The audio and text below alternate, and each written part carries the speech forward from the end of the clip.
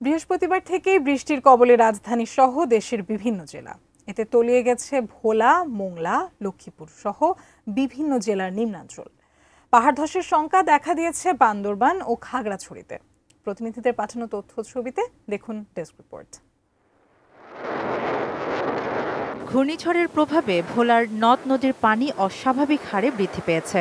মনপুরা, তজুমুদ্দিন ও দৌলত খান পয়েন্টে বাঁধ ভেঙে তলিয়ে গেছে অন্তত ২০টি গ্রাম। এতে পানিবন্দী হয়ে পড়েছেন হাজারো মানুষ। লক্ষ্মীপুরে টানা বৃষ্টি ও মেঘনা নদীর অস্বাভাবিক জোয়ারের পানিতে তলিয়ে গেছে জেলার কমলনগর এবং রামগতি উপজেলার নিম্নাঞ্চল। টানা বৃষ্টিতে কক্সবাজারের উপকূলীয় মহেশখালী উপজেলার বেশ কয়েকটি এলাকা ও ছোট মহেশখালীর নিম্নাঞ্চল প্লাবিত হয়েছে।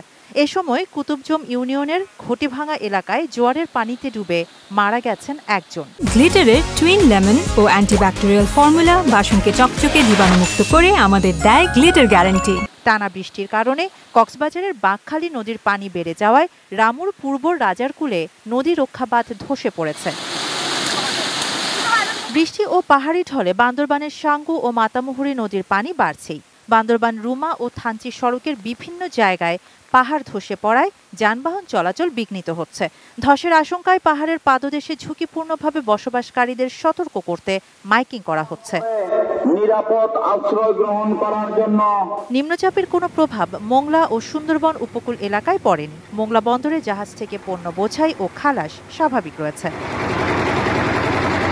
শাহানা জাহান, ডেস্ক রিপোর্ট, ATN নিউজ।